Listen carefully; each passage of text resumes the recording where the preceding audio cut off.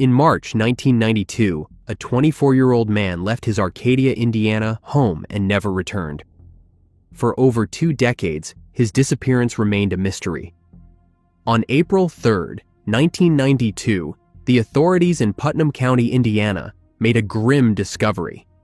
Dismembered human remains were found dumped in a ravine. The body was missing its head, hands, and feet, leaving the investigators with no immediate way to determine the victim's identity. The condition of the remains added to the challenge. Without key identifying features, confirming who the victim was became a difficult, time-consuming process. With no clear evidence linking the remains to any active missing persons case, the investigation stalled. The case quietly went cold. In 2018, more than 2 decades after the gruesome discovery in Putnam County, DNA testing finally brought long-awaited answers. The remains found in the ravine were confirmed to belong to Tony J. Bledsoe. Tony was born on August 29, 1967. At the age of 24, he was already a devoted husband and a proud father. He lived in the small town of Arcadia, Indiana, with his wife and child. He had previously worked at the Dana Corporation in Indianapolis, a job that had once offered financial stability and structure. Unfortunately, Tony was laid off, a setback that came with emotional and financial strain. Yet he never allowed that hardship to affect his role as a father and husband. He continued to show strength and resilience, refusing to let his circumstances break his spirit. On March 16, 1992, Tony left his home behind the wheel of his gray 1971 Oldsmobile Cutlass. He had only $8 in cash and 1/8 of a tank of gas. It was a modest amount, but enough to get him through whatever errand or task he had planned for the day. But Tony never returned home. As the hours passed and Tony failed to make contact, his wife's concern quickly grew into alarm. She knew it was not like him to disappear without a word. With no answers and growing fear, she contacted the local authorities to report him missing. An investigation was launched in hopes of uncovering his whereabouts and understanding what might have happened. The investigators began retracing Tony's last known movements, trying to piece together a timeline from what little information was available. They searched for any witnesses who may have seen his car or interacted with him that day. Every lead, no matter how small, was followed, but nothing brought them closer to finding Tony. The trail was cold from the beginning, offering no clear direction. The identification in 2018 reopened the case, giving both the investigators and Tony's family a renewed sense of purpose in seeking justice for the horrific crime that had taken his life.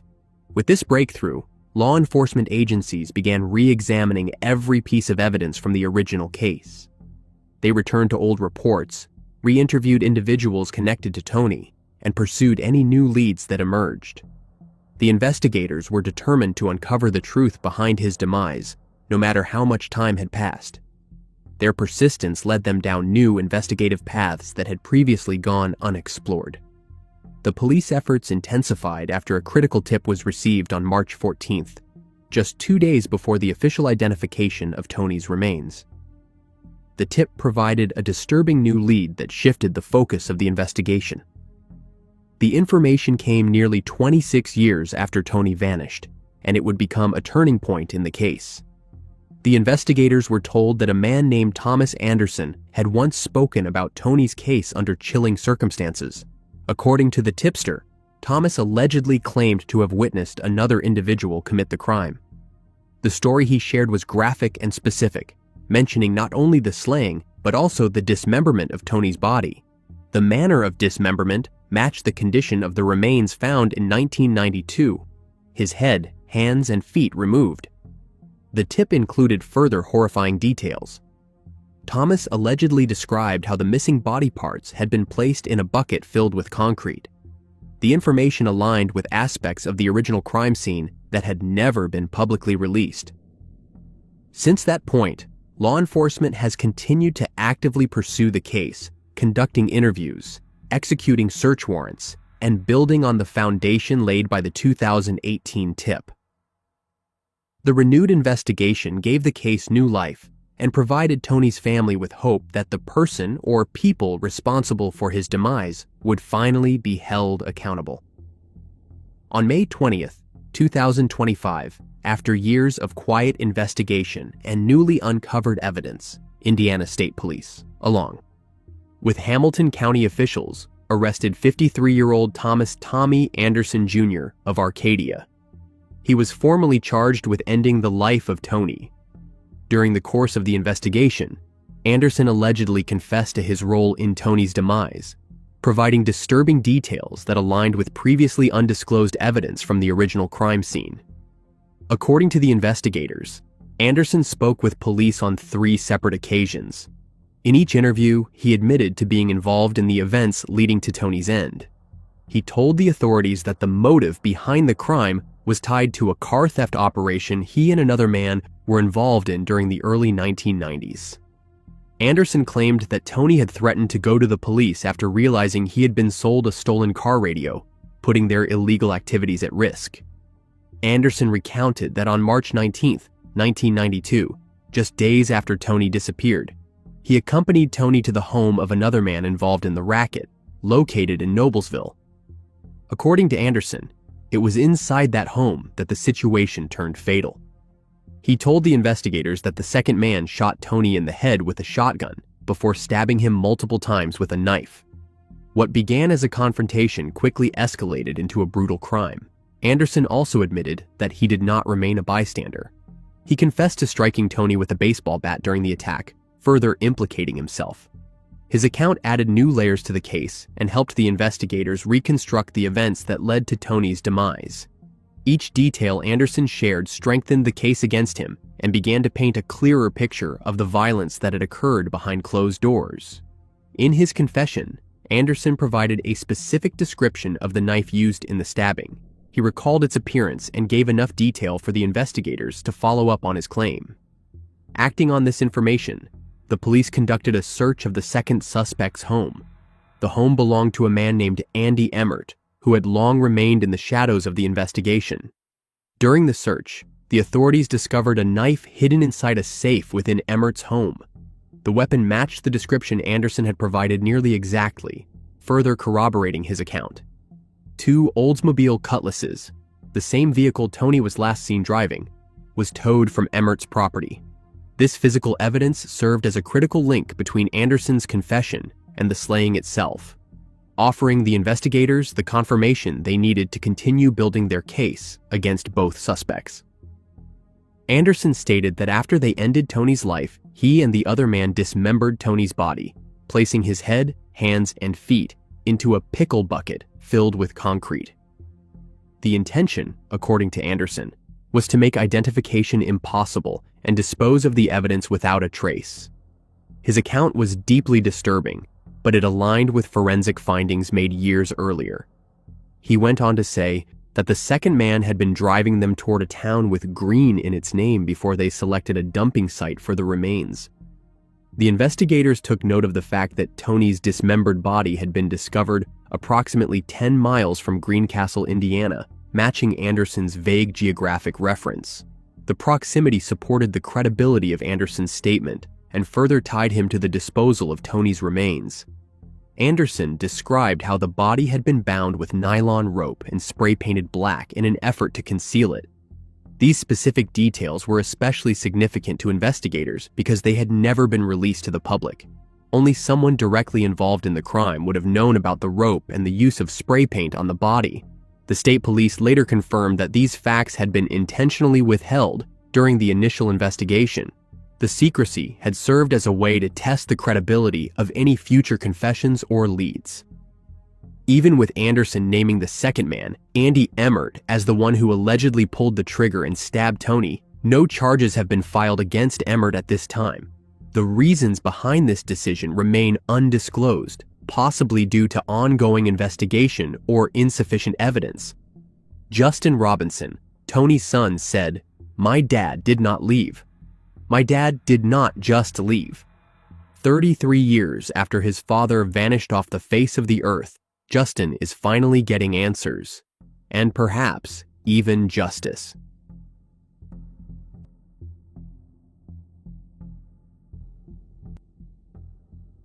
In February 1986, a 17-year-old girl never arrived home in Forest, Mississippi. For nearly 4 decades, her case remained cold until new tips led the authorities to a suspect. Shondra May was born in 1968, the beloved daughter of Janelle and Richard May. The May family lived in the Pea Ridge community, located just south of Walnut Grove, Mississippi. At 17, Shondra was a senior at Leake Academy, a private school situated near Forest, Mississippi. Her academic achievements were recognized through her membership in the National Honor Society. Beyond her academics, Shondra immersed herself in extracurricular activities. She was actively involved in the school newspaper and participated in the student Christian organization. To support herself and gain a sense of independence, Shondra took on a part-time job at the McDonald's located on Highway 35 in Forest. On the evening of February 4, 1986, Shondra was working her usual shift at the McDonald's. Business was unusually slow that night, so her manager allowed her to clock out early. At around 7:40 p.m., she called her mother to let her know that she was heading home. On her way, Shondra made a brief stop at a variety store to pick up a Valentine's Day card for her boyfriend. When Shondra failed to arrive home, her mother's concern quickly turned into alarm. Hours passed with no word, prompting Janelle to contact the local authorities and report her daughter missing. It did not take long for law enforcement to respond. Not far from the May residence, Shondra's car was discovered abandoned on a gravel road near their driveway. The scene was unsettling. Her keys were still in the ignition. The radio was playing. Her purse and other personal belongings were untouched inside, and the driver's side window was partially rolled down. The only item missing was her driver's license. The discovery sent an immediate and chilling signal to her family and investigators. Something was terribly wrong. A large-scale search effort began that very night. Multiple law enforcement agencies, along with members of the local community, united to scour the surrounding areas. Despite the urgency and dedication of the search teams, no immediate breakthroughs emerged. However, a few witnesses came forward with troubling reports. They described seeing a suspicious vehicle in the area, one that appeared to be impersonating law enforcement, flashing blue lights around the time of Shondra's disappearance. This detail introduced a disturbing layer to the case and suggested the possibility of a calculated abduction. 3 agonizing weeks later, on what would have been Shondra's 18th birthday, the search came to a devastating end. Her body was discovered in a creek near Bolton, roughly 40 miles from where she had last been seen. She was found naked, bound, and gagged. The condition of her remains told a horrific story. Medical examiners concluded that Shondra had been assaulted and tortured. The likely cause of demise was strangulation. Even more haunting was the forensic evidence suggesting that she had been kept alive for as long as 17 days before her life was ended. Further chilling testimony came from a witness who stepped forward during the investigation. The individual claimed to have seen Shondra alive 12 days after her initial disappearance, a revelation that aligned with forensic findings. This statement intensified the investigation as the authorities raced to uncover where she had been held and who could have carried out such cruelty. Every lead was pursued, every possible connection examined, as the case gained urgency and drew widespread attention. Despite the early momentum and intense investigative efforts, the trail eventually grew cold. Tips dwindled, and leads failed to materialize into concrete answers. In 2021, 35 years after Shondra's tragic demise, a cold case task force was formed to breathe new life into the long-dormant investigation. Composed of experienced investigators and forensic experts, the team began by re-examining all existing evidence with fresh eyes. They meticulously re-interviewed past witnesses and began collecting new tips from the public. Advances in technology and renewed interest in the case began to shift momentum in a way that had not been possible before. By 2024, the task force received a credible and potentially case-breaking lead. The tip pointed to a man named Reuben Weeks, who had previously served a life sentence in Missouri for crimes that bore unsettling similarities to Shondra's case, specifically kidnapping and assault involving impersonation of law enforcement. The investigators began to focus their attention on Weeks, carefully building a case that would withstand scrutiny. On April 29, 2025, that work culminated in the arrest of 63-year-old Reuben Weeks. He was located living in an RV park in Madison County, Mississippi. Weeks was formally charged with kidnapping, assault, slaying, and impersonating a police officer, charges that mirrored the nightmare Shondra had endured. Following his arrest, a bond hearing was held. On May 5th, a judge denied him bond.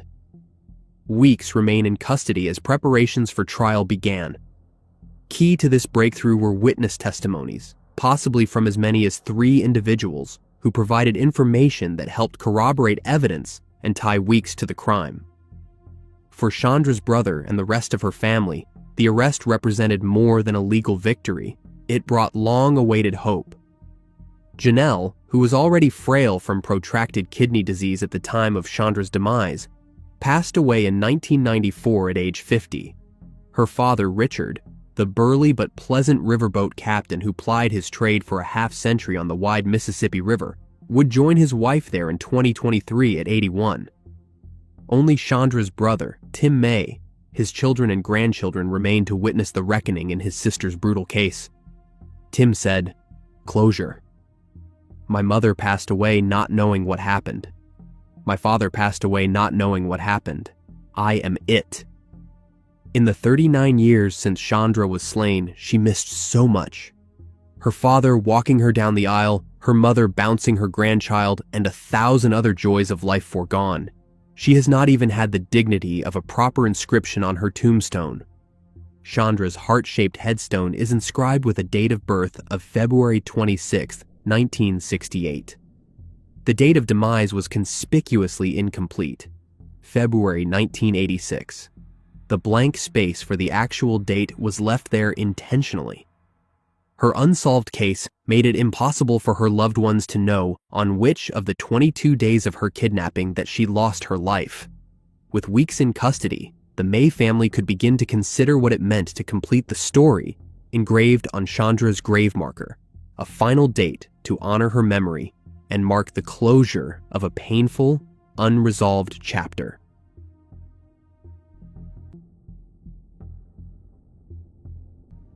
On May 3, 1337, the crowded streets of medieval London bore witness to a brutal execution.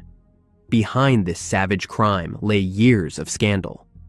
Centuries later, digital archives and forensic research unearthed the layers of betrayal, power, and vengeance that led to one of England's most theatrical slayings, where the pulpit met the dagger and love turned to bloodshed. Ayla Fitzpaine was born into the powerful Fitzpaine family of Stow Guernsey, Somerset, likely in the early 1300s. As a noblewoman, her life was shaped by privilege and duty. Her marriage to Sir Robert Fitzpaine, a baron and parliamentarian under King Edward III, solidified not only social alliances, but the family's political reach. John Forde, a priest of rural Dorset origins, rose through the ranks to become rector of Auchford Fitzpaine, a parish within Fitzpaine territory. His duties included spiritual guidance, land management, and close interaction with his noble patrons. Though bound by vows of celibacy, there is no record of him fathering children, suggesting he upheld, or at least appeared to uphold, the expectations of clerical life. His position gave him both access and influence, tools that would bring him dangerously close to Ella. By 1321, the relationship between Ella and John had crossed into criminal territory. According to Royal Commission records, Ella, her husband Sir Robert, and John jointly led a violent raid on a Benedictine priory near Stoke Kersey. This was not an act of desperation or spontaneous theft. It was an orchestrated assault. They destroyed property and seized 18 oxen, 30 pigs, and over 200 sheep and lambs, which were held for ransom. The priory's affiliation with a French abbey added a political dimension to the crime, exploiting rising anti-French sentiment during the tensions that would soon erupt into the 100 Years' War. What made their actions even more striking was the way they crossed boundaries of class and duty. Ayla, a noblewoman, and John, a man of the cloth, collaborated as equals in a criminal enterprise. In the aftermath, the church sought justice, but it was not equally delivered. John allegedly confessed to Archbishop Simon Metham, a move that may have shifted blame away from himself and directly onto Ela. He escaped serious punishment, while she became the primary target of religious wrath. The connection between Ela and John eventually erupted into scandal. In 1332, Archbishop Simon Metham condemned Ela for adultery, not just vague misconduct, but specific liaisons with multiple men, including married knights and even clerics. Among them, John was named directly. For a noblewoman and a man of the church, it was not only forbidden but dangerous. Together, they risked exposure in a world where betrayal of sacred vows could bring disgrace, punishment, or worse. In January 1332, Archbishop Metham issued a harsh sentence against Ela. Her punishment was designed to humiliate and break her. She was to walk barefoot across Salisbury Cathedral carrying a large candle each year for 7 years. She lost the right to wear jewelry, was ordered to pay fines and make charitable donations, and faced excommunication if she failed to comply. The church's penalties were both physical and symbolic, a public erasure of her nobility and a forced submission to ecclesiastical power. But Ela did not submit. She refused or evaded the church's demands and disappeared from public life. By April of that year, she was reported hiding in Rotherhithe. Her flight only confirmed the church's worst suspicions, prompting formal excommunication. On the evening of May 3, 1337, after attending Vespers, John walked through the busy Westcheap marketplace in London. He was accompanied by fellow priest Hasculf Neville as they made their way toward St. Paul's Cathedral. What seemed like a casual walk turned fatal. Neville reportedly kept John engaged in conversation, unknowingly or perhaps intentionally setting the stage for a fatal ambush. As they approached the cathedral, 4 attackers emerged from the crowd. Leading them was Hugh Lovell, Ela's own brother, who slashed John's throat with a 12-inch dagger. 2 servants, Hugh Colne and John Strong, simultaneously drove blades into John's abdomen. The assault was swift, brutal, and undeniably premeditated. John collapsed near St. Paul's, bleeding out in the midst of a bustling public square just before dusk. His demise, witnessed by stunned onlookers, sent shockwaves through London. The coroner's rolls, written in Latin, reveal that 33 jurors were summoned for the inquest, an unusually large number even by medieval standards. Many were guild members, underscoring the civic urgency and high-profile nature of the slaying. The jurors quickly identified the assailants and confirmed their ties to Ela Fitzpaine, but by then the perpetrators had vanished, raising immediate suspicions that aristocratic interference had helped them escape justice. Despite overwhelming evidence, only one of the attackers, servant Hugh Colne, was ever brought to justice. In 1342, 5 years after the assassination, Colne was convicted and imprisoned in Newgate. The other 3, including Lovell and Strong, vanished without consequence. Ela herself remained untouched by the legal fallout. She continued living freely and unindicted, retaining her status as Lady Fitzpaine. Her husband, Sir Robert, lived until 1354, and upon his demise, Ela inherited the estate. But why was John's life ended? The case went cold until almost 7 centuries later. In June 2025, Professor Manuel Eisner of the University of Cambridge published a groundbreaking forensic analysis of the case in Criminal Law Forum. With support from the Medieval Maps Project, his team digitally reconstructed 14th century London and confirmed Westcheap as the crime site of John's crime, then one of the city's most violent zones. Historians from Oxford and Cambridge praised the work for shedding new light on medieval crime and power. The cold case is finally solved after 688 years. The researchers concluded that the crime had been carried out at the request of Ela Fitzpaine, an English noblewoman with a thirst for revenge. Dr. Hannah Skoda noted that the case revealed the entanglement of clergy in secular affairs and the active role women played in managing both relationships and revenge. Through digital archives, podcasts, and public access, John's case has resurfaced not just as a historical episode, but as a vivid cautionary tale of love, betrayal, and retribution. In the summer of 1993, a woman vanished without a trace just days after spending Christmas with her family in Warrawong, New South Wales, in Australia. Her sudden disappearance left her loved ones in turmoil and sparked a police investigation that would go cold for nearly 3 decades. Pauline Lawrence was born in 1944. She would later come to be known by her married name, Pauline Lawrence. At the age of 49, she was living in the Wollongong region, specifically in the suburb of Warrawong, located in the southern part of New South Wales, Australia. Pauline was a devoted mother of 3 children. She also had a creative side that found its outlet in crafting and sewing. Pauline enjoyed working with her hands, especially when it came to altering clothes for herself and her children. In the early 1990s, Pauline's life began to shift. She was going through a divorce, a difficult and emotional period that concluded with a financial settlement.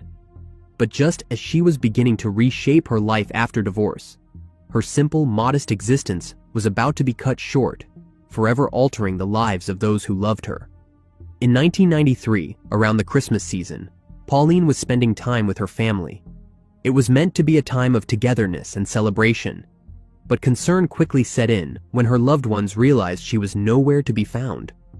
Her sudden and unexplained absence raised alarm, and after failing to locate her or hear from her, her family reported her missing to the police. What began as a hopeful search soon turned into a long and agonizing wait for answers. The police officers initiated an investigation into Pauline's disappearance shortly after the missing person report was filed. They conducted interviews, searched local areas, and followed up on any leads that came their way. Despite their efforts, no clear signs of Pauline's whereabouts were uncovered. The trail appeared to grow cold early, and the lack of concrete evidence made the case difficult to pursue with urgency or direction. As the months turned into years, the investigation continued, though with limited progress. In 2008, 15 years after her disappearance, the police officers reached a grim conclusion. Based on an unverified sighting reported in 1993, shortly after she went missing, they determined that Pauline had most likely passed away around the time of her disappearance. This assessment, while not supported by definitive evidence, marked a turning point in the case. With no further leads and no new information, the investigation was effectively suspended. The declaration that Pauline had likely passed away did not bring comfort to her family. Without confirmation, a body, or an explanation, the official conclusion felt like a cruel guess rather than a truth they could come to terms with.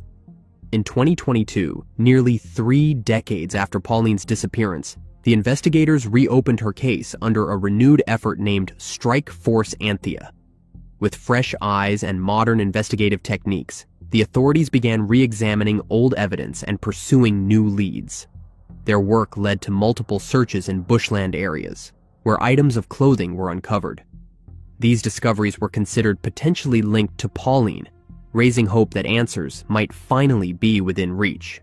The breakthrough in the cold case came on May 29, 2025, when New South Wales police arrested a 64-year-old man named Leon Boyan at an apartment in Gwenville. His connection to Pauline's disappearance had not been previously established, but new information brought him into the spotlight.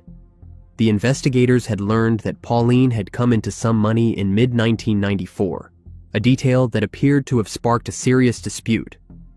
It was during this period that events reportedly took a fatal turn. According to police findings, Pauline was allegedly abducted from her unit on Gray Street in Woonona. The authorities believed that her life was later ended in bushland surrounding the suburb of Fig Tree. Although extensive searches have been conducted in the area, her body has still not been recovered. The clothing items discovered in the bushland remain under forensic examination as the investigators work to confirm whether they belonged to Pauline. Boyan faces 2 serious charges: accessory after the fact and concealing a serious indictable offense. On May 30th, he was brought before the Wollongong local court. The magistrate denied him bail, with the police arguing that he could not be trusted to avoid interfering with witnesses during the ongoing investigation. The case is scheduled to return to court for mention on July 30th. In a statement, the police acknowledged the emotional toll this long-running mystery has taken, saying, "To this date, we still have not located the body of Pauline, which is quite unfortunate." Pauline's son, Jason Lawrence, said, "We have waited more than 30 years. We welcome today's news that a person has been arrested in relation to the suspicious disappearance of our beloved mum." He added, "We miss her every day, and her disappearance has taken a huge toll on myself and our entire family. We thank the police officers for never giving up hope, and we look forward to the outcome of this investigation."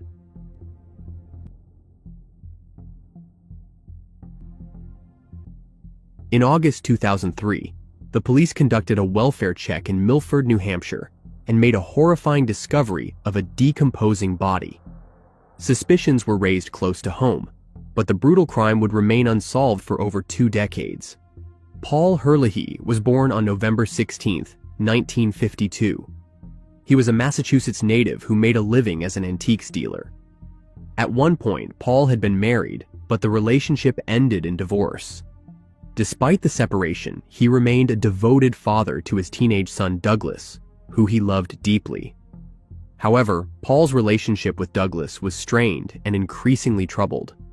Douglas had begun to struggle with issues that went beyond typical teenage rebellion. In Massachusetts, he had become entangled with negative influences and was facing legal trouble. These difficulties weighed heavily on Paul, who desperately wanted to protect his son from further harm. Believing a change of environment could help, Paul made the decision to leave Massachusetts behind in hopes of giving Douglas a fresh start. During the winter of 2003, Paul relocated to 425 Nashua Street in Milford, New Hampshire. His plan was twofold: to open an antiques shop in half of the house and to distance Douglas from the people and circumstances that had led him astray. Despite his best intentions, Paul could not fully escape the shadows that followed Douglas from their past. On August 27, 2003, a police officer arrived at Paul's residence to perform a welfare check. What was expected to be a routine visit quickly turned into a scene of horror. Inside the home, the officers discovered Paul's body in an advanced state of decomposition. The unsettling condition of the remains immediately raised concerns, and law enforcement quickly launched a full-scale investigation to determine what had happened to him. An autopsy was conducted shortly after the discovery, revealing that Paul had lost his life as a result of blunt force trauma. The medical examiner ruled that his life was ended, but despite the thorough examination, the specific weapon used in the attack was never publicly disclosed. The investigators estimated that Paul's life had been ended sometime between August 23rd and August 27th. The timeline left only a narrow window to piece together the final days of his life. They combed through Paul's personal life, searching for motives, questioning anyone who might have seen or heard anything unusual, and looking into his recent interactions. The authorities reached out to neighbors, friends, and anyone familiar with Paul or his son Douglas, hoping to learn more. The police had reportedly responded multiple times to domestic incidents at the Milford residence prior to Paul's demise. While these calls suggested a volatile household environment, Douglas was not considered a suspect in the case. Complicating matters, just hours after Paul's body was discovered, Douglas, who was 17 at the time, was arrested in Massachusetts. He had been caught driving his father's 1995 Lincoln without permission and was also charged with substance possession. However, despite the arrest and the troubled history with his father, Douglas was explicitly not considered a suspect. Despite their efforts, leads were scarce, and the investigation faced increasing difficulties as time passed. As the weeks turned into months and no solid suspects or motives emerged, the case gradually began to lose momentum, and eventually, the case went cold. 6 years later, in 2009, the case was officially added to the New Hampshire Department of Justice's Cold Case Unit, where it remained largely inactive for years. In mid-2025, more than 2 decades after Paul's demise, the investigators decided to take another look at the case. The review was spearheaded by the New Hampshire Cold Case Unit, in conjunction with the State Police Major Crime Unit.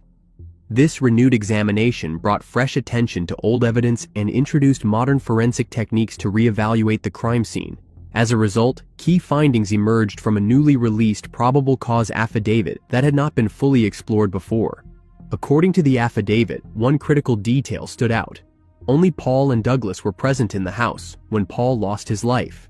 Paul's last known contact with anyone was a phone call on August 23, 2003, shortly after 8 p.m. This timeline, along with the discovery of his body wrapped under a tarp and carpet in the home, narrowed the scope of the investigation significantly. Evidence from the scene began to align with suspicions that had once seemed inconclusive. Further forensic testing was conducted on a carpet padding stained with blood, which had been pushed out of Douglas's bedroom window. The results showed that Paul could not be excluded as the source of the blood, while Douglas was definitively excluded. Though this evidence did not offer a complete picture of what happened that night, it raised new questions about the events leading to Paul's demise and why his body had been hidden. The case, once ice cold, was moving again under the weight of renewed scrutiny and long-buried facts. On June 17, 2025, after more than 2 decades of uncertainty, 39-year-old Douglas was arrested by Massachusetts State Police in Saugus, Massachusetts. The arrest was made on a warrant charging him as a fugitive from justice in connection to the 2003 cold case of his father, Paul. A detective involved in the investigation commented on the arrest, explaining the delay in bringing charges. According to the detective, the long gap in progress may have been due to a lack of sufficient evidence at the time. He also noted the possibility that a critical eyewitness or close contact had remained silent for years and only recently came forward. That new information, the detective said, was vital to building the case and ultimately making the arrest. Douglas faces second-degree charges in New Hampshire. Following his arrest, Douglas was held without bail while awaiting his arraignment in Essex County Superior Court in Massachusetts. Legal procedures were quickly initiated to extradite him to New Hampshire, where he would face formal charges and stand trial for the crime that had remained unsolved for over 21 years.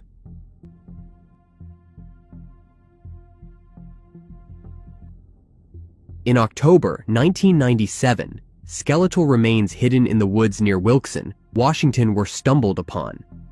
Despite clues, her identity remained a mystery for nearly 30 years.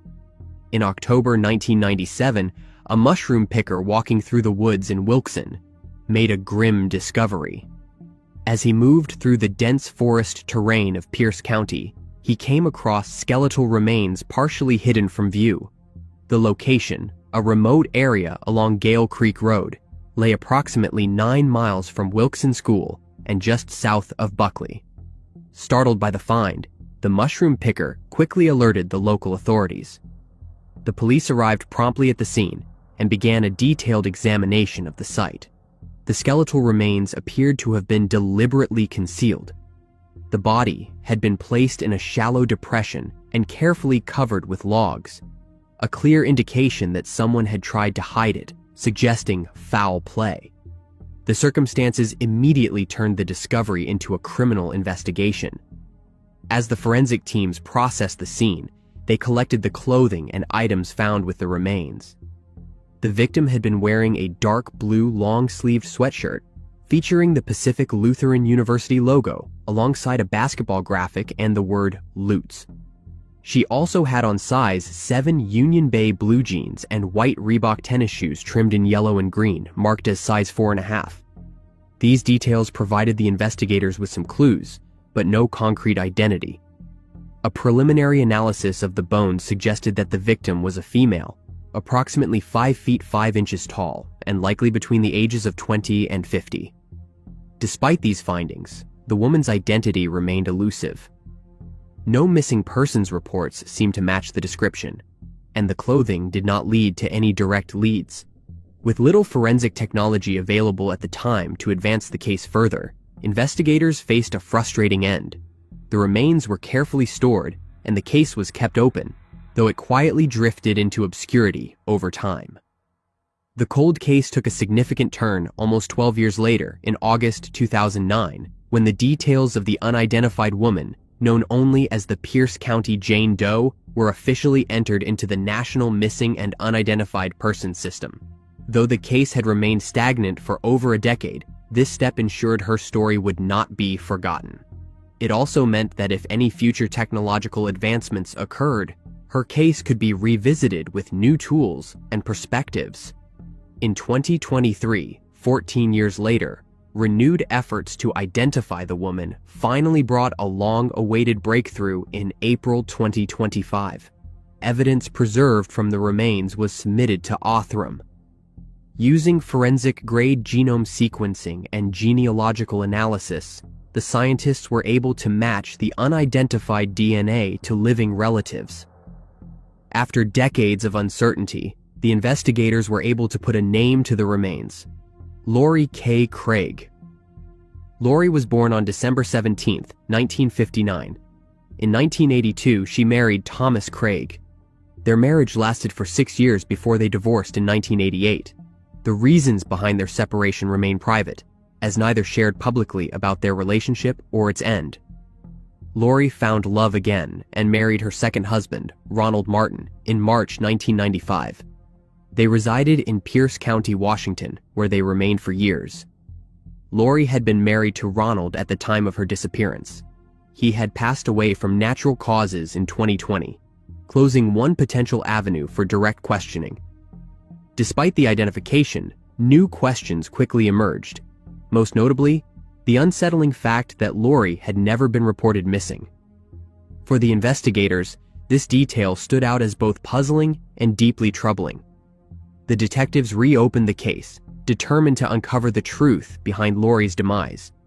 Units issued public appeals for information, specifically asking anyone who had known Laurie or her late husband between 1995 and 1997 to come forward. They hoped that someone, no matter how distant the memory or seemingly small the detail, might hold a piece of the puzzle that could lead to justice. As the investigation gained traction, one detective remarked on the complexity of the renewed inquiry, saying, "We are literally starting from the ground up on now opening up an investigation that is 30 years old." The statement reflected the enormity of the task ahead and the dedication of those involved in finally solving the case. The passage of time had eroded many leads, but the investigators remained committed to pursuing every possible angle. Laurie has living family members, and the detectives have been in contact with them in hopes of solving the case and bringing closure to the family. After so many years without answers, the identification offered a starting point, but not an end. Anyone with information about Laurie is asked to submit a tip to the Pierce County Sheriff's Office via their Android app or iPhone app. Tips can also be submitted anonymously through Crime Stoppers by visiting tpcrimestoppers.com or calling 1-800-222-TIPS.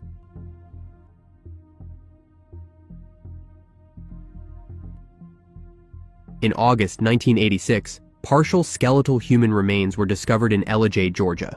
Without an identity, the case went cold for nearly 40 years. On August 9, 1986, a group of hunters made a grim discovery in a wooded area, roughly 5 miles southwest of Herlihy in Gilmer County, Georgia. The location, situated just off the Appalachian Highway, was remote and quiet, far removed from the daily activity of town life. As the hunters moved through the underbrush, they stumbled upon partially skeletal human remains scattered across the forest floor.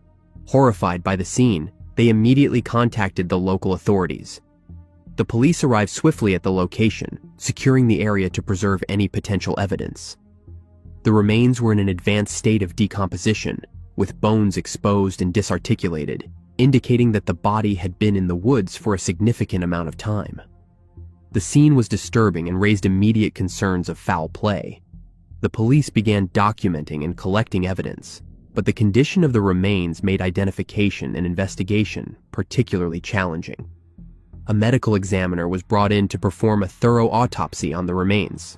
Following the examination, it was officially ruled that his life was ended. There were no clear signs pointing to the victim's identity, but the nature of the skeletal damage suggested deliberate harm. The confirmation added urgency to the case, and investigators intensified their efforts to determine who the victim was and what had led to this tragic end. They consulted missing persons reports, reached out to surrounding jurisdictions, and examined any potential links to crimes in the region. Every avenue was explored, from dental records to possible witness accounts, but each path seemed to reach an end. Despite their efforts, no solid identification could be made. Eventually, the case was filed as cold, the remains still unidentified, and the person responsible for the crime unknown. In February 2024, nearly 4 decades after the discovery of the remains, new life was breathed into the investigation. The Georgia Bureau of Investigation Cold Case Unit partnered with the Criminal Justice Coordinating Council and Othram. Their goal was to apply advanced DNA technology to the unidentified remains found in Gilmer County in 1986. With cutting-edge techniques, they aimed to do what had been impossible at the time of the original investigation. Othram scientists utilized forensic-grade genome sequencing on the severely degraded skeletal remains. This process, which allows for detailed genetic analysis even from compromised samples, enabled the creation of a genealogical profile.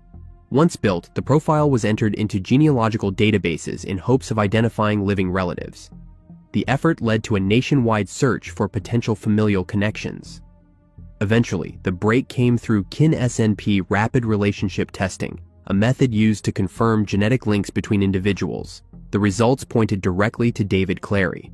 At the time of his demise, he had been in his late 20s, aligning with the age estimation made during the initial autopsy. His last known location before his disappearance had been in Gwinnett County, Georgia. In February 2025, his family was formally notified. After years of uncertainty, they finally learned what had happened to their loved one. David Clary was born in 1957.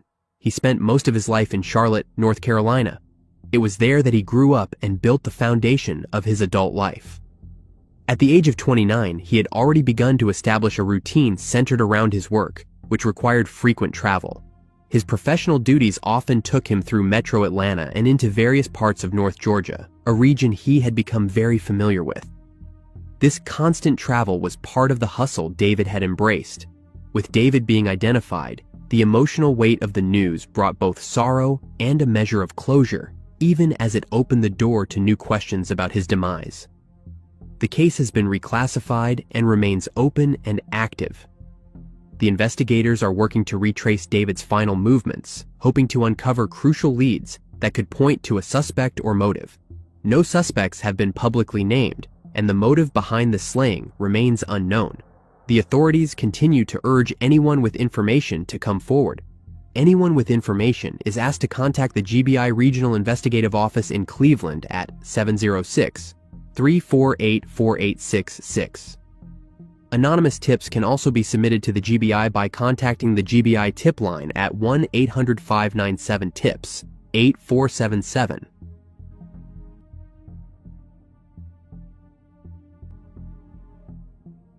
In 1972, a 16-year-old left his Kansas City, Kansas home and never returned. A missing persons report was filed, but a breakthrough in the case would only come decades later. On April 18, 1973, a grim discovery was made 3 miles southeast of Garnett, Kansas, off 1550 Road. The decomposing remains of an unidentified male were found in a remote area. The location and condition of the body suggested that the person had been lifeless for some time. It was a significant development, but without clear identification, the discovery raised more questions than answers. The unidentified man was found wearing a brown corduroy jacket, a green, long-sleeved buttoned shirt, jeans, and a black leather belt with a large buckle. His clothing also included brown hiking boots and a navy blue stocking cap. Several pieces of jewelry were found on the body, including 2 gold rings engraved with crosses, a ring with the number 78, and a silver chain with a large cross. These personal items were noted in detail, in hopes that someone might recognize them and help identify the victim. An autopsy was conducted, and the coroner officially ruled that the man's life was ended due to visible signs of trauma. Based on forensic analysis, it was determined that the victim was likely around 20 years old, with brown hair and a slender build. Despite the clues from the autopsy and the victim's clothing, the authorities were unable to establish his identity at the time. Throughout the years, law enforcement made numerous efforts to identify the remains and learn more about what happened to the young man. The investigators examined missing persons reports from across the state and beyond, hoping for a match. Forensic sketches and reconstructions were attempted, and appeals to the public were made, yet no solid connection was found that could put a name to the victim or explain the circumstances of his demise. As time passed and leads ran dry, the investigation slowly lost momentum and went cold. In 2024, more than 5 decades after the remains was discovered, the Kansas Bureau of Investigation made a renewed effort to identify the remains discovered in 1973. With the advancement of forensic technology, samples from the unidentified individual were submitted to Othram.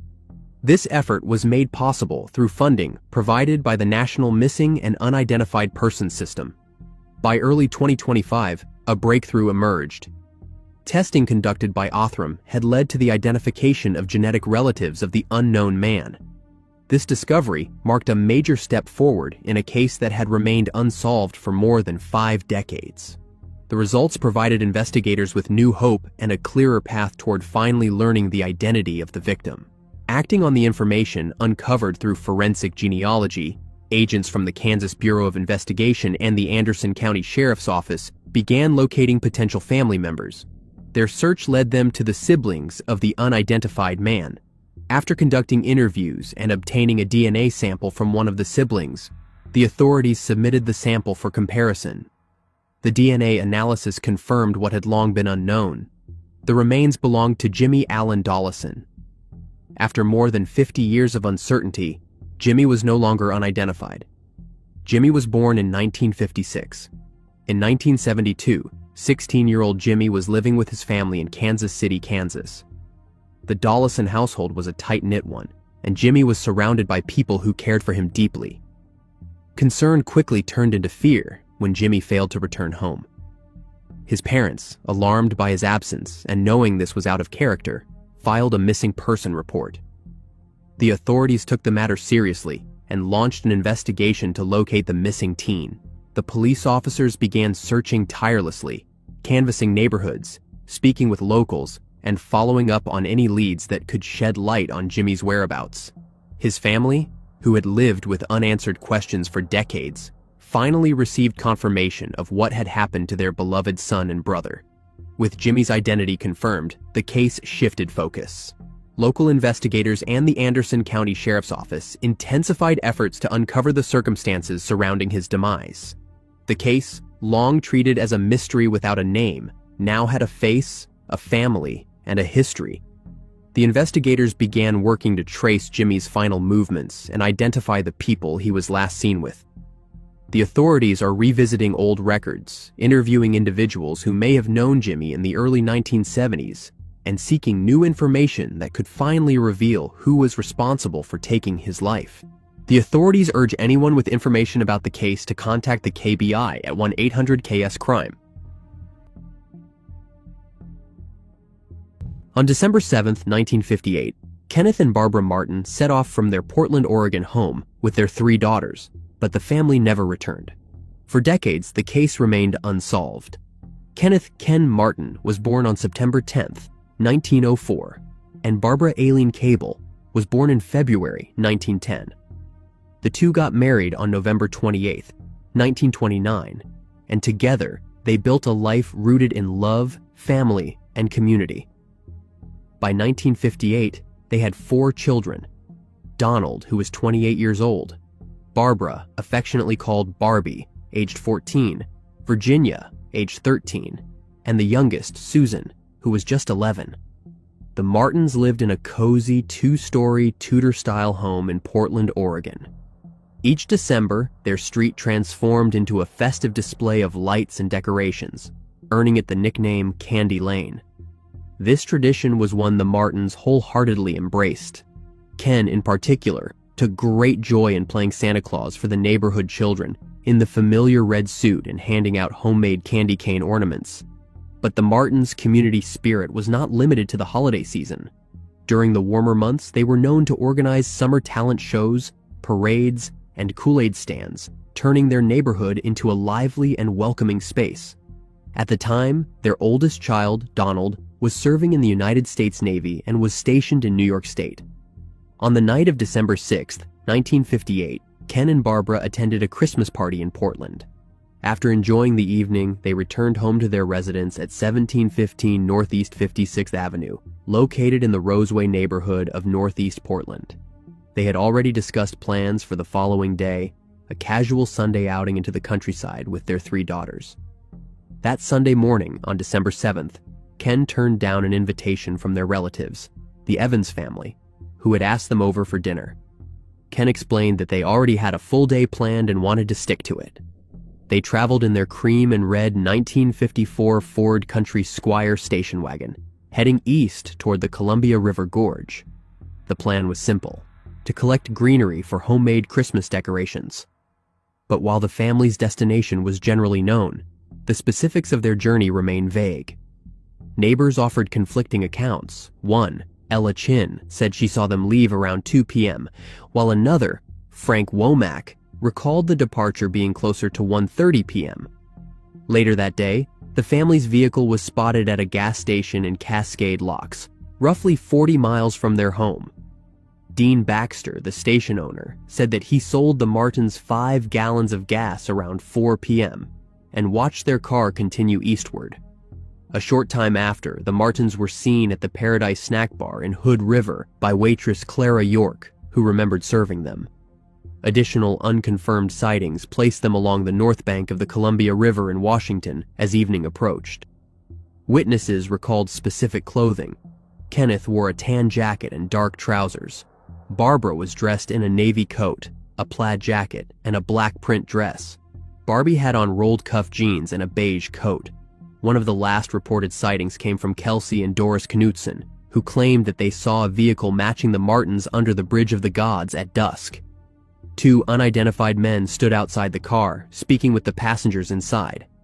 After that, the family vanished without a trace. As hours turned into days with no word, theories emerged. Many speculated that the Martins had accidentally driven into the Columbia River. Supporting this possibility, an amateur investigator named Donald D. Bain found tire tracks near a cliff in the Dalles and cream-colored paint chips below, consistent with the family's station wagon. Yet the site's distance from the main road raised doubts that it was merely an accident. Efforts to search the river in that area met resistance. Officers Fred Pierce and Ard Pratt opposed sending divers into the water, citing safety concerns. But others, including diver Lou Smith, assured Detective Walter Graven that the location was safe for experienced divers. No dive was authorized at the time. Then, after almost 5 months, on May 1st, 1959, a drilling rig in the river hooked onto something heavy near the Dalles, but failed to retrieve it. The very next day, while fishing near Cascade Locks, Ellery Colby and his wife spotted 2 bodies in the water. They were recovered and identified as Virginia and Susan Martin, bringing a grim confirmation that the family's fate had taken a fatal turn. Autopsies determined that both girls had drowned. However, a technician noted what he believed were bullet wounds to their heads and brought this observation to Dr. Waterman, the medical examiner. Despite this, the official report made no mention of such injuries, and no law enforcement or media sources at the time indicated signs of foul play. The autopsies also revealed the girls had eaten burgers and fries not long before their end, supporting the earlier account given by Clara York.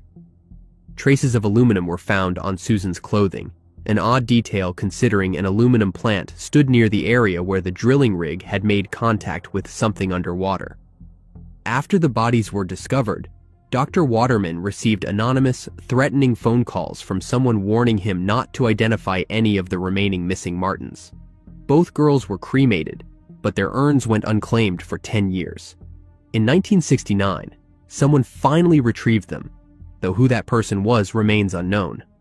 Another theory soon gained traction, that the family had been abducted and deliberately forced over a cliff.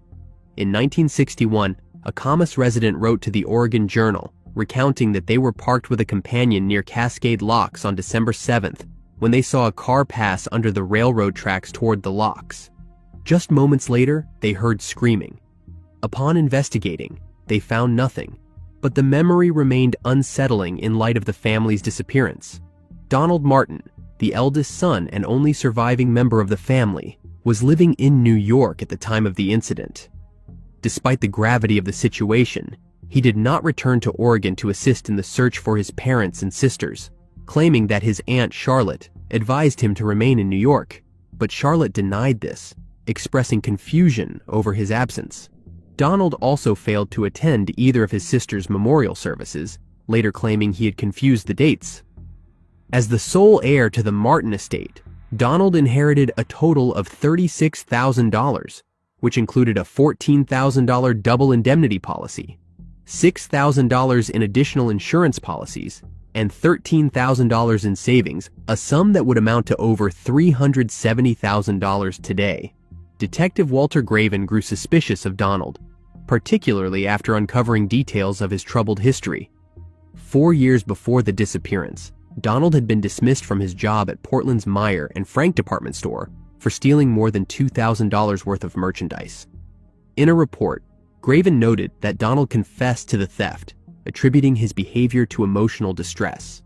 Donald claimed his relationship with his parents had become strained after revealing to them that he was gay.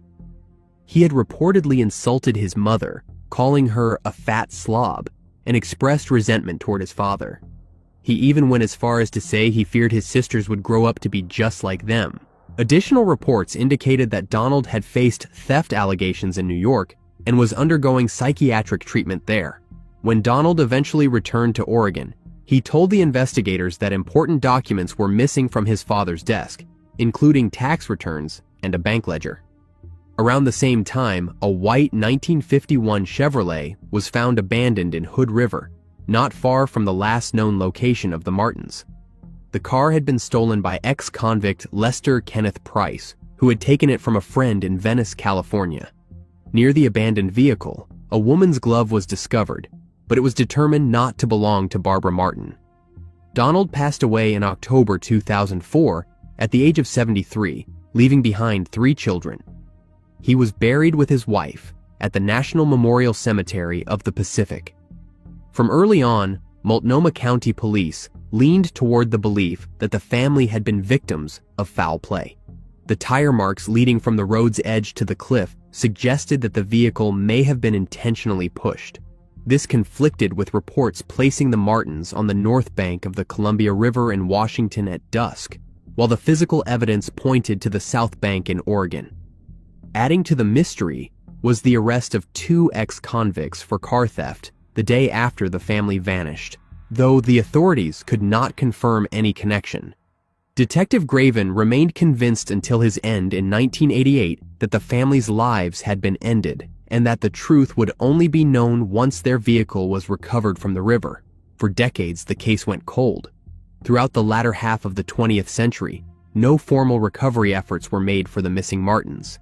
In July 1999, journalist Margie Boulay reignited interest in the case by organizing a dive search using GPS, sonar, and LiDAR technology near Cascade Locks, but nothing was found. Then, in late 2024, 66 years after the family vanished, diver Archer Mayo located what is believed to be the Martin family's station wagon buried 50 feet beneath the Columbia River. The recovery operations officially began on March 6, 2025. Using a vacuum dredge, they unearthed parts of the vehicle, including the chassis, rear axle, and engine, which were sent to the Oregon State Crime Lab for further analysis. However, because they were not able to recover the vehicle identification number, the investigators said that they cannot say with certainty that it was the Martins' vehicle. The hope still remains that the truth behind the Martin family's disappearance might finally surface.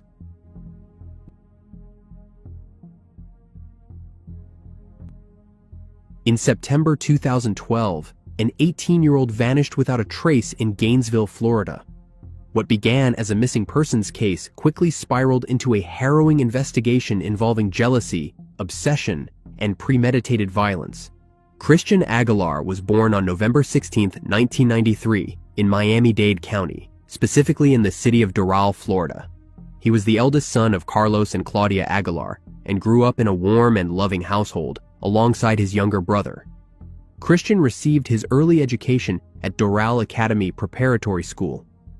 He dreamed of making a difference in the world through science and technology and aspired to become a biomedical engineer. In pursuit of this goal, Christian took a significant step forward by enrolling at the University of Florida in Gainesville, located in Alachua County. Outside of academics, Christian led a typical social life for someone his age. He was in a relationship with Erica Freeman.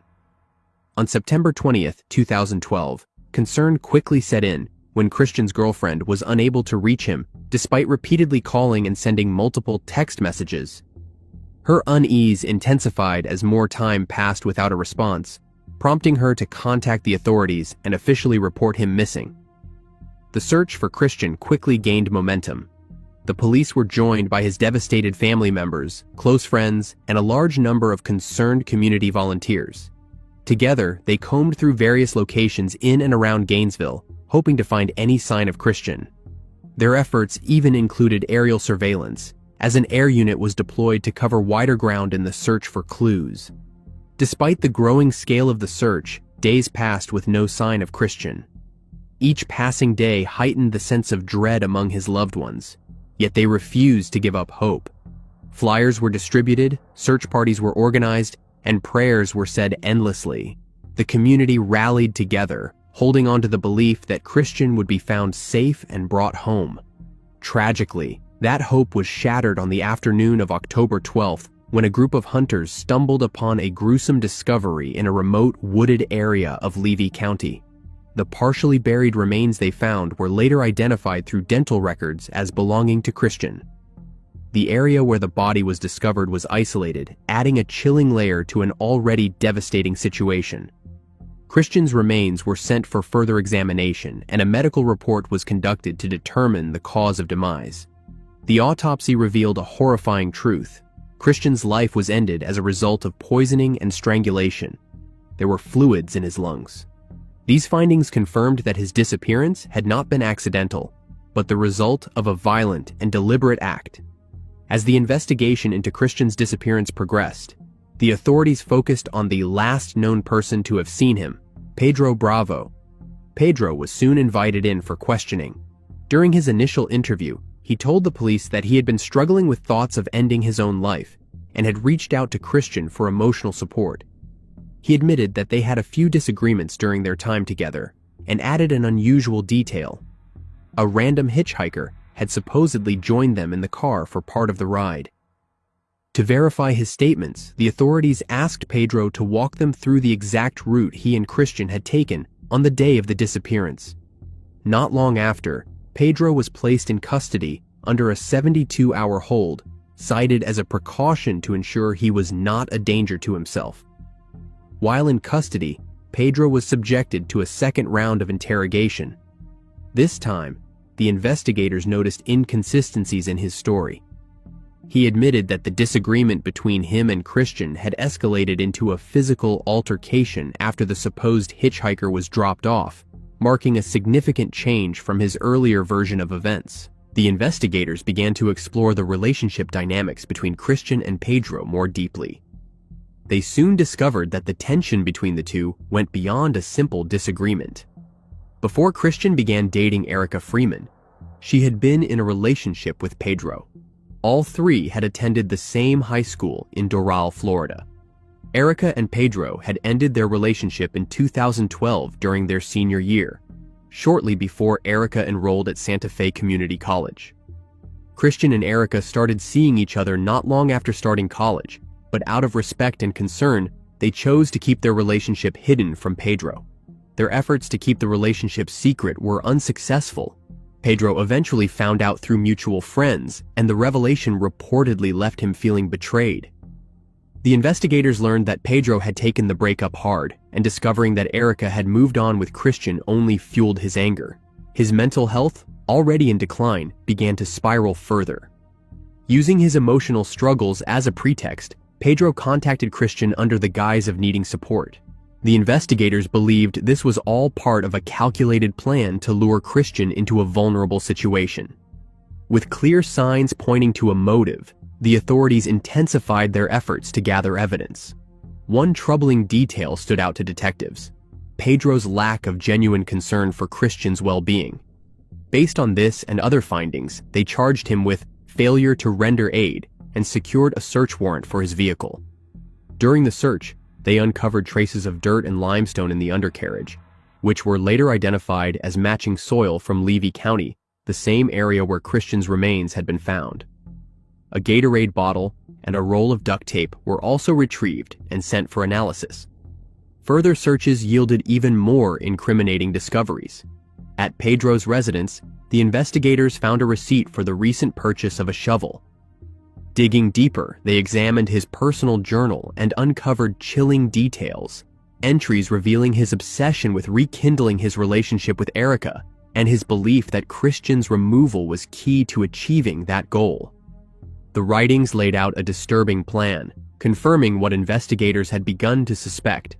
Pedro Bravo had allegedly orchestrated Christian's disappearance out of jealousy, rage, and heartbreak. On September 24, 2012, Pedro was officially arrested and charged with first-degree slaying. As the investigation progressed, law enforcement received toxicology reports revealing that the Gatorade bottle retrieved from Pedro's vehicle contained traces of sedatives, specifically acetaminophen and diphenhydramine. Pedro claimed that the substances were intended for taking his own life, but the authorities viewed the explanation with skepticism given the growing weight of evidence against him.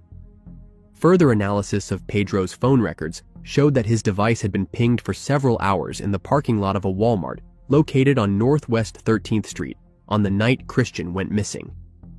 This was the same location where surveillance footage captured Pedro purchasing several suspicious items, including a shovel, duct tape, and a knife. Items that the investigators believed were directly tied to the disposal of Christian's body. The investigators concluded that Pedro's deep-rooted obsession with Erica had ultimately driven him to end the life of his former friend. They believed that he had poisoned and strangled Christian in or around the Walmart area before transporting the body to a remote location in Levy County. There, he dug a shallow grave and buried Christian's remains, attempting to erase all evidence of his crime. Pedro Bravo's trial began on August 5, 2014.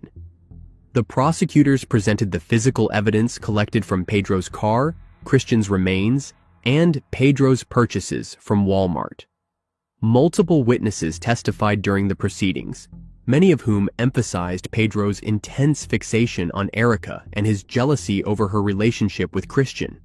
Erica herself took the stand, describing Pedro as a sociopath and expressing her disbelief that someone she had once known so well could carry out such a horrific act. She spoke of how deliberate and personal the crime felt, driven by Pedro's refusal to let go of the past. The trial also featured a chilling testimony from one of Pedro's former prison mates, who claimed Pedro had confessed to taking the life of Christian. According to the inmate, Pedro admitted to using a moving strap to strangle Christian, and it had taken him 13 minutes to carry out the act. The gruesome detail further supported the prosecution's argument that this was a premeditated and cold-blooded crime.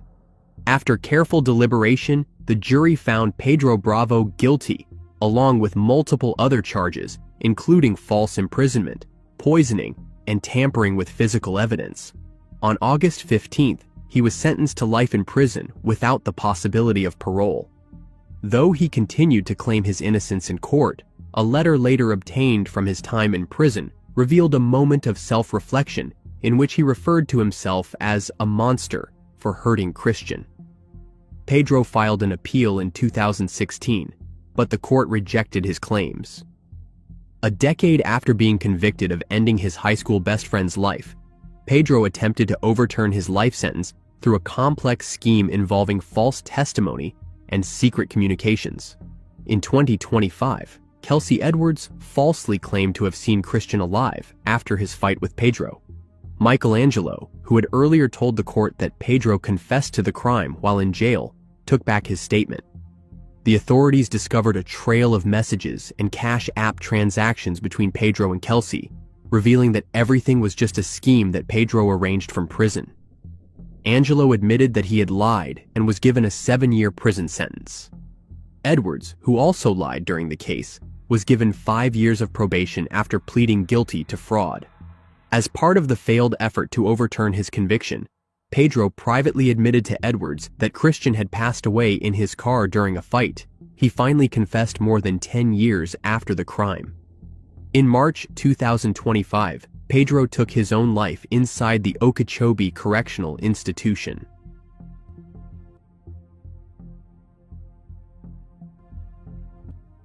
In December 1966, a woman walked into a California fire station asking for help, then disappeared into the night.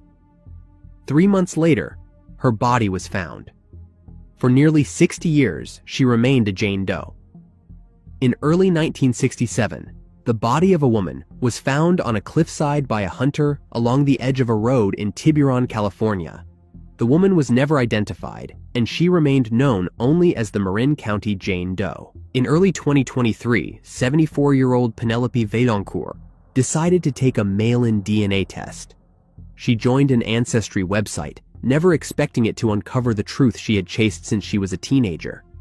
She was trying to find her missing mother, Dorothy Vaillancourt. Penelope recalled, "While still in my teens, I tried to actively find out where my mother was. What happened to her? We were all trying to find out." Her DNA then landed in a growing genealogical database used by forensic investigators. Unbeknownst to Penelope, her second cousin Danielle Williams in Tasmania, Australia, was also working on uncovering the truth. After hearing about the identification of a Jane Doe in California, Danielle dug into her family's history, tracing marriage records that linked Dorothy to Francois Vaillancourt. That search led her to obituaries and grave notices, which eventually revealed the names of Dorothy's children. Danielle explained, "Once I had her married name, I then searched Dorothy's marriage to Francois and found his obituaries and grave notices, and I found the names of some of his children." Her discovery on the Ancestry website confirmed that the long unidentified Jane Doe was indeed Dorothy. What began as an effort to understand her own lineage turned into solving a mystery that had haunted two sides of a family for generations. Meanwhile, in the United States, the Marin County Sheriff's Office had partnered with Othram, a forensic lab that uses advanced DNA testing and genealogical techniques to identify unknown individuals. Using the genetic profile developed from Dorothy's remains, Othram constructed a family tree and traced distant relatives. Their findings matched the research done by Danielle and confirmed what Penelope had unknowingly contributed to, a breakthrough in the decades-old case. Dorothy Jean Williams was born in Tasmania in August 1917. During World War II, Dorothy worked as a nurse in Sydney, where she eventually met Francois Arthur Vaillancourt, a United States serviceman. The two married in Victoria in 1943. A published article detailing their wedding described how Dorothy wore a handmade lace gown with a full-length veil, cut in tailored lines, a clear image of elegance and tradition. Following the ceremony, Dorothy changed into a black frock and a fur coat, accessorizing with a blue velvet handbag and a matching hat. After the war, the couple relocated to the United States and settled in San Francisco. There, they expanded their family, having 7 children together. Despite their promising start, the family's unity began to unravel. Dorothy and Francois eventually divorced, and Dorothy's life took a turn for the worse as she struggled with alcoholism. This led to her placement in a halfway house. Dorothy eventually remarried a man named Herman Hess, and the family moved to Marin County in California. However, the new household was not a place of refuge. According to Penelope, contact with her mother ended after a violent incident in their home. She alleges that both she and her brother were physically attacked by their stepfather during this altercation. Dorothy's worsening condition and inability to maintain stable employment meant that her children could no longer remain in her care. As a result, they were placed in various orphanages throughout San Francisco. The separation from her children marked a significant decline in Dorothy's personal circumstances. Without a strong support system and struggling with personal demons, her life became increasingly unstable. The last confirmed sighting of Dorothy occurred in December 1966. On that day, she entered a fire station and asked for money, either for a taxi or a place to spend the night. The fireman on duty declined her request, and the last he saw of her, she was walking away down the street. That sighting would mark the final known moment of Dorothy's life. What happened to her after that night remains unknown. 3 months after her last sighting at the fire station in December 1966, Dorothy was deceased, though her family had no idea.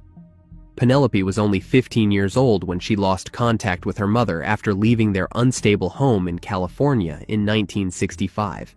In March 2025, when Penelope was finally informed of her mother's fate, she said, "It was going to be tormenting me for the rest of my life.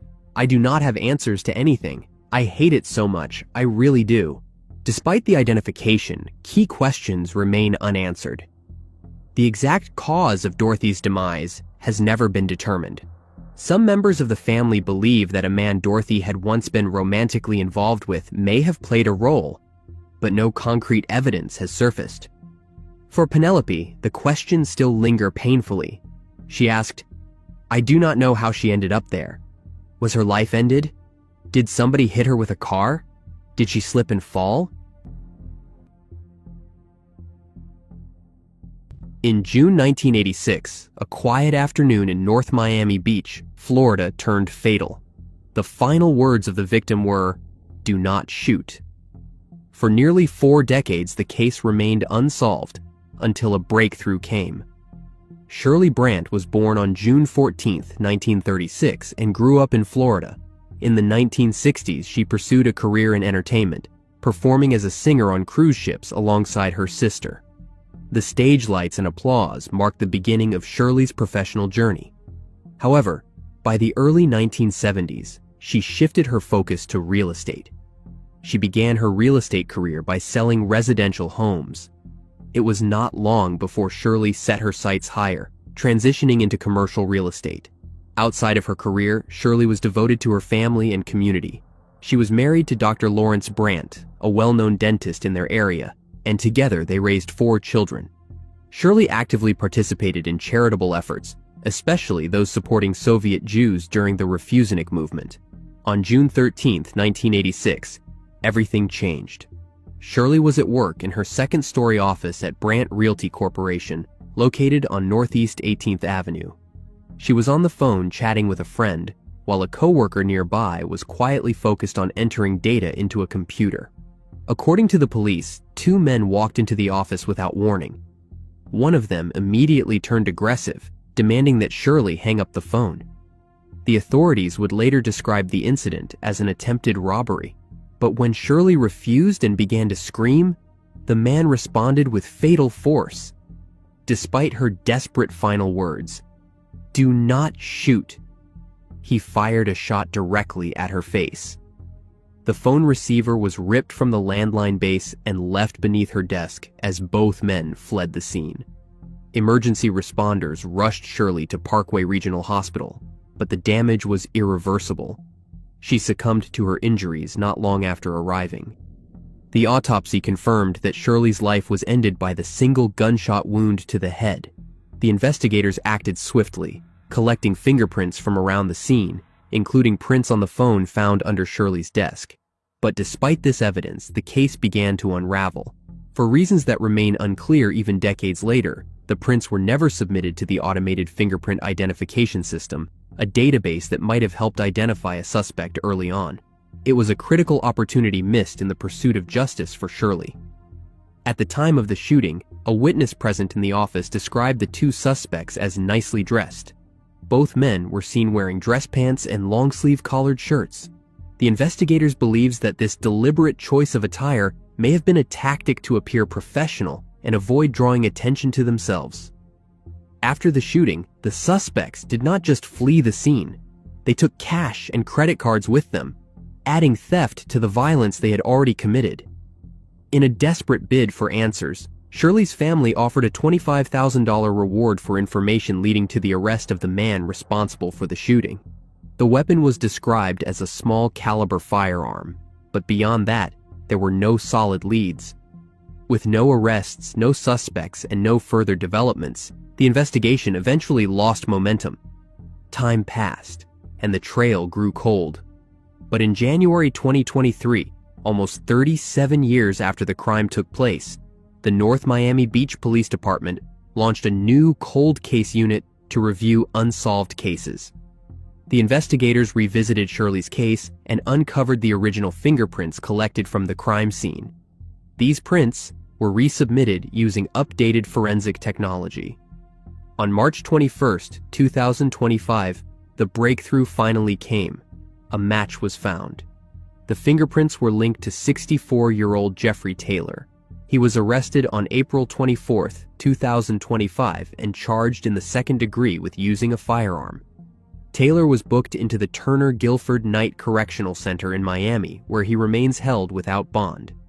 Shirley's son, Ben Brant, spoke at a press conference outside the North Miami Beach Police Headquarters, describing his mother as a trailblazer who broke barriers and gave generously to philanthropic causes. In the weeks following Shirley's demise in 1986, her husband turned grief into action. He launched the Shirley Brant Memorial Fund Against Handgun Crime, aimed at addressing the growing threat of gun violence. He said at the time, "People have been calling up and saying, 'What can I do?' What they can do is they can vote for elected officials who want to do something about gun control." He also offered a pointed response to the NRA's slogan, stating, "Guns do not end people's lives. People with guns end people's lives." Dr. Lawrence Brant remained dedicated to that cause until his passing in 2016. North Miami Beach Police Chief Juan Pinillos underscored the importance of the development, stating, "The resolution of this case reflects our department's commitment to justice, no matter how much time has passed." While Taylor's arrest is a major milestone, the investigation remains ongoing. The authorities continue to search for the second man who was present during the attempted robbery, as the pursuit of full accountability for Shirley's case moves forward.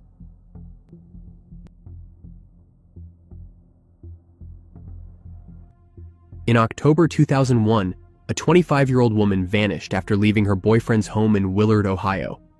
Despite years of funding billboards and chasing leads in a relentless search for answers, a breakthrough would only happen more than 2 decades later. Regina Rowe Hicks was born on September 13, 1976 in Norwalk, Huron County, Ohio, to Lacella and Raleigh Rowe. She grew up in the nearby town of Willard. She was a member of the Veterans of Foreign Wars in Willard and actively participated in community activities. As a young adult, she married Paul Hicks, and the couple had one son, Montana Hicks. Though the marriage began with promise, it eventually deteriorated. By 2001, Regina and Paul were estranged. Despite the marital struggles, Regina remained a devoted mother, always putting her son's needs first, even when she started a new relationship. On the evening of October 18, 2001, 25-year-old Regina was last seen leaving her boyfriend's home around 8 p.m. in her white Chevrolet Camaro. She told him she was going to pick up her son. Tragically, she never arrived at her destination. Concern quickly spread among her loved ones, who knew something was terribly wrong. Her family launched a frantic search. At the time, Paul, her estranged husband, made a chilling call to Chad Rowe, Regina's brother, saying ominously, "They think she's in the pond." That comment would later raise serious suspicions. The police were notified, but jurisdictional confusion between Willard Police and the Huron County Sheriff's Office created immediate complications. Chad later criticized the early handling of the case, saying the officials dropped the ball during the most critical moments of the investigation. As days passed with no word from Regina, anxiety turned to dread. Family, friends, and the community desperately hoped for a miracle, but what followed would confirm their worst fears. On October 22nd, 4 days after she went missing, Regina's white Camaro was discovered submerged in a pond near Section Line Road 30 in Willard. Inside the vehicle, in the passenger seat, was Regina's lifeless body. An autopsy revealed bruising on her head, pointing to foul play. The authorities then ruled out the case as an accident. From the beginning, the case was riddled with problems, Confusion over jurisdiction, mishandling of the scene, and slow progress stalled the investigation. Still, Regina's mother, Lacella Holbrook, refused to accept silence as a verdict. For over a decade, she poured her heart and finances into the search for justice, paying for billboards, offering a $20,000 reward, placing newspaper ads, and even conducting interviews with potential witnesses. Lacella's efforts were heroic, but they took a toll. The emotional burden and physical strain ultimately led to her declining health. She was diagnosed with cancer and passed away without seeing her daughter's perpetrator brought to justice. Despite the emotional fatigue, Chad kept his sister's memory alive. He never stopped asking questions, never stopped pressing for answers. In 2024, after more than 2 decades, new hope emerged in the form of Ashley Forde, a community activist and podcaster known for her work on cold cases. With the Rowe family's blessing, Forde began producing episodes about Regina's unsolved case, digging into old evidence, reading Lacella's notes, and contacting the local authorities. Forde's podcast caught public attention and reignited interest in the case. She approached the investigation with a mother's empathy and a journalist's persistence. Her episode struck a chord with listeners, and soon, the case was no longer just a local tragedy. It became a symbol of community-led justice. Forde said, "Reading through the mom's notes is so hard. To know she passed away never getting justice, and she was so close. I started where she stopped."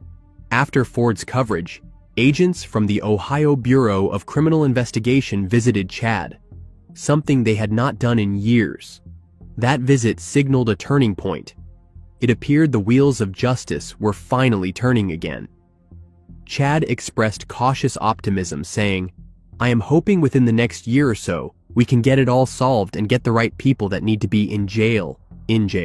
On April 23, 2025, nearly 24 years after the case was opened, the long-awaited breakthrough came.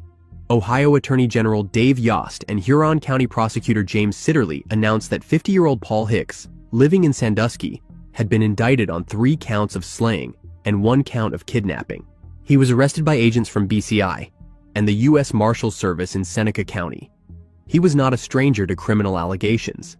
In 2019, he had turned himself in after being wanted for 4 years in connection to an elaborate arson scheme where he attempted to have his own home burned down.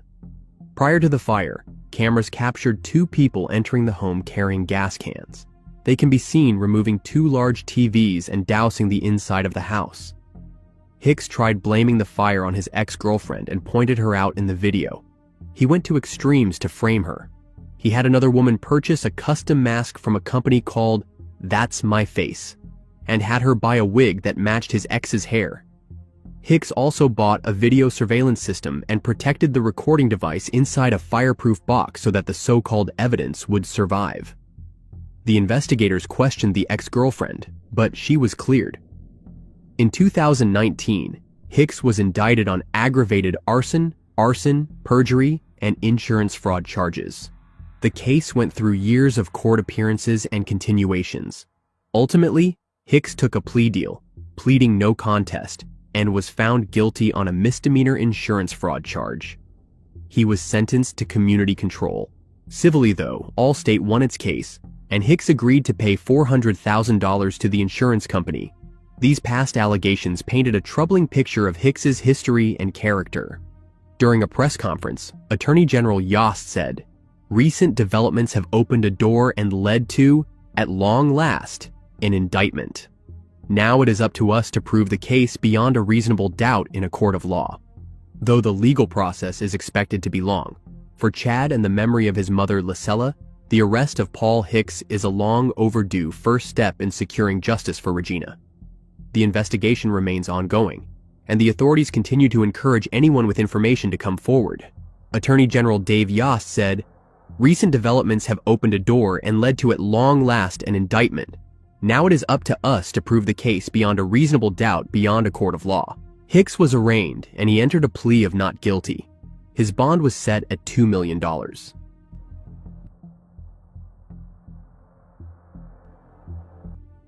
In December 2002, a pregnant wife went missing from their Modesto, California home.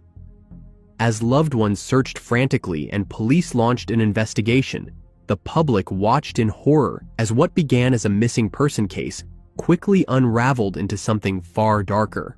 Laci Peterson was born Laci Denise Rocha on May 4, 1975 in Escalon, California, to Sharon and Dennis Robert Rocha. She was the youngest of 2 children.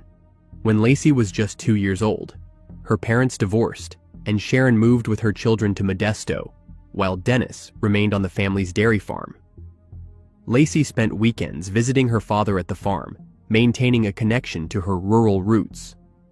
Sharon soon entered into a long-term relationship with Ron Gransky, who, although never legally married to Sharon, became a father figure to Laci and her brother. Laci thrived in her early years, both socially and academically. She became a cheerleader during junior high and continued through high school. She graduated from Thomas Downey High School and pursued higher education at California Polytechnic State University. There, she majored in ornamental horticulture. In mid-1994, Laci's life took a new turn when she met Scott Peterson. Struck by their immediate connection, Laci gave him her phone number and later confided in her mother that she believed she had met the man she would marry. Scott eventually called, and the two began dating. As their relationship deepened, Scott chose to set aside his ambition of becoming a professional golfer, deciding instead to focus on a stable business career. This marked the beginning of their serious commitment to building a life together. After dating for 2 years, Laci and Scott moved in together, and in 1997, they got married at the Sycamore Mineral Springs Resort.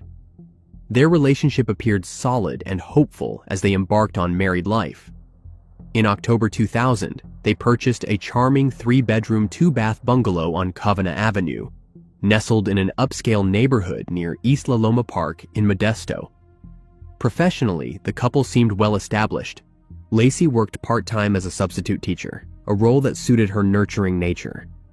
Meanwhile, Scott secured a position with TradeCorp USA, a newly launched branch of a European fertilizer company.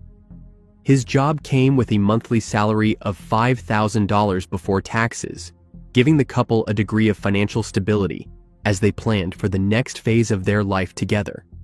In 2002, the couple received joyful news. Laci was pregnant. Her due date was set for February 10, 2003, and they had already chosen a name for their unborn son, Connor. As her pregnancy progressed, Laci embraced the experience with happiness and excitement.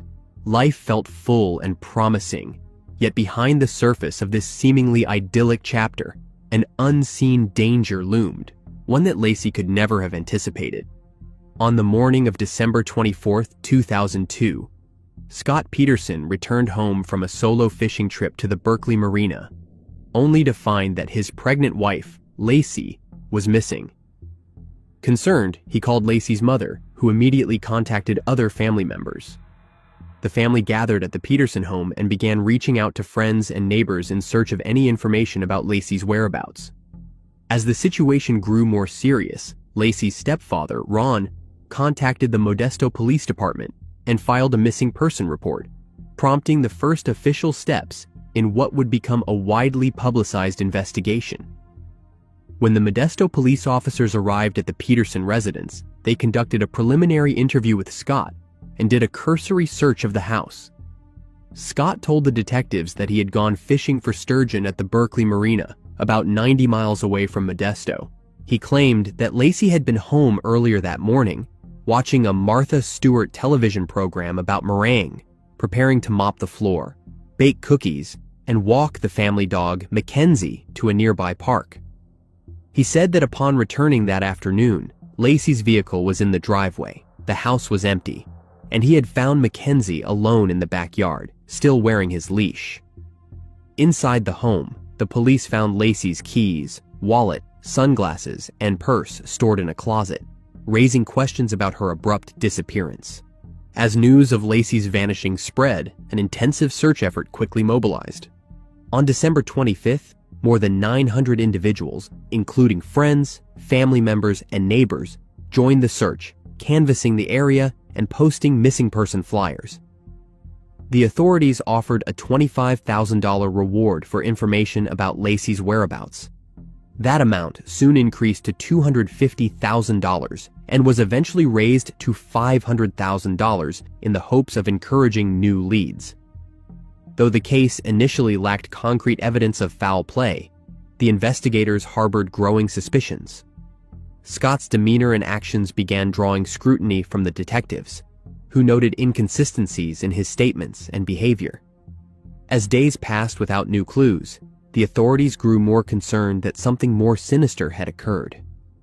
Just days after Laci was reported missing, the detectives received a tip that shifted the direction of the investigation significantly and placed Scott under intense suspicion. Amber Frey, a massage therapist from Fresno, came forward with startling information. She informed the detectives that she had been romantically involved with Scott for over a month and had believed he was single. On December 30th, Amber disclosed that she had met Scott on November 20th and he had told her he was unattached. Even more disturbingly, she recalled Scott telling her on December 9th, 2 weeks before Laci vanished, that he was a widower and that the upcoming Christmas would be his first without a wife. Amber's testimony radically altered the course of the investigation. The timeline she provided suggested that Scott may have been planning Laci's crime well before her disappearance. Hoping to gather incriminating evidence, the detectives equipped Amber with a recording device to capture her conversations with Scott. On April 13, 2003, the long search for Laci and her unborn child came to a grim conclusion. While walking their dog along the shoreline, 2 individuals discovered the remains of a male fetus. The fetus was found in the San Francisco Bay Area, near the Richmond shoreline. The next day, on April 14th, a jogger stumbled upon a partial human torso in the riprap along the Point Isabel shoreline, just about a mile from where the fetus had been found. The remains were severely decomposed, but their proximity raised immediate concern for investigators who had been closely monitoring the area since Laci's disappearance. DNA testing confirmed the worst fears of Laci's family and the investigative team. On April 18th, forensic analysis verified that the 2 sets of remains were those of Laci and her unborn son, Connor. The results marked a turning point in the case, formally shifting it from a missing persons investigation to a slaying case. Laci's remains were in a horrifying state. Her body was bloated and missing significant parts, including her head and arms. Her internal organs were also absent, and what remained showed signs of advanced decomposition. An autopsy revealed disturbing findings. Laci had suffered 2 cracked ribs and fractures to her neck bones, though it was unclear whether these injuries occurred before or after her demise. Despite the severe damage, her uterus and cervix were found intact, a detail that raised more questions about the nature and timeline of the crime. The condition of her body and the separation of her remains from the fetus presented a complex forensic challenge. Still, the discovery provided crucial evidence that would strengthen the case against Scott. The location of the remains also drew significant attention. The shoreline where the bodies were found was just a few miles from the Berkeley Marina, where Scott claimed he had gone fishing on the day of Laci's disappearance. This geographic connection deepened investigators' suspicions and solidified their focus on Scott as the primary suspect. With the confirmation of Laci's and Connor's demises, the authorities were able to escalate their investigative efforts and prepare for an arrest. By this time, Scott had been staying in San Diego with his family, stating that he was trying to avoid the relentless media attention that followed the case. However, his behavior raised additional red flags for investigators. On April 18th, the same day the DNA results were confirmed, the police located and arrested Scott at a golf course in San Diego. The circumstances of his arrest would only add to the suspicion surrounding him. At the time of his arrest, Scott was carrying over $10,000 in cash, multiple cell phones, camping gear, and his brother's identification. These items suggested the possibility that Scott was preparing to flee or go into hiding, a theory that further supported law enforcement's decision to take him into custody. The arrest brought a dramatic turn in the case that had captivated the nation, and it signaled the beginning of the legal proceedings against Scott. Scott Peterson was formally arraigned on April 21st, facing 2 counts of slaying, one for his wife and the other for their unborn son. Although the prosecution believed that Scott had planned and executed the crime, the case lacked direct physical evidence tying him to the crime. No weapon was recovered, and there were no eyewitnesses to the act. Nevertheless, circumstantial evidence and Scott's behavior following Laci's disappearance played a major role in shaping the prosecution's case. One of the key challenges for prosecutors was the timeline. According to Scott, he had left the house that morning to go fishing, and the tight window of time raised doubts about whether he could have committed the crime and transported the bodies without being seen. Some witnesses claimed they had seen Laci walking her dog after Scott had already left for his trip, suggesting the possibility she may have been abducted. However, the investigators deemed these sightings unreliable, citing inconsistencies and the lack of corroborating details. Despite these uncertainties, the case proceeded to trial. Public interest remained high throughout the proceedings, and the courtroom was packed with media and observers as the details of the investigation unfolded. On November 12, 2004, the jury reached a verdict. Scott was found guilty on both counts. On March 16, 2005, Scott was formally sentenced to his end by lethal injection. He was transferred to San Quentin State Prison, where he joined hundreds of other inmates on California's capital punishment row. Years later, the case would return to the headlines. In August 2020, the California Supreme Court reviewed Scott's sentence and determined that there had been significant errors during jury selection. The court ruled that potential jurors had been improperly dismissed for expressing general objections to the end-of-life penalty, a violation of Scott's right to a fair sentencing process. As a result, the court overturned the sentence, though it left the conviction itself intact. Following the court's decision, Scott was returned to San Mateo County for resentencing. In December 2021, the court issued its final decision. Scott was resentenced to life in prison without the possibility of parole.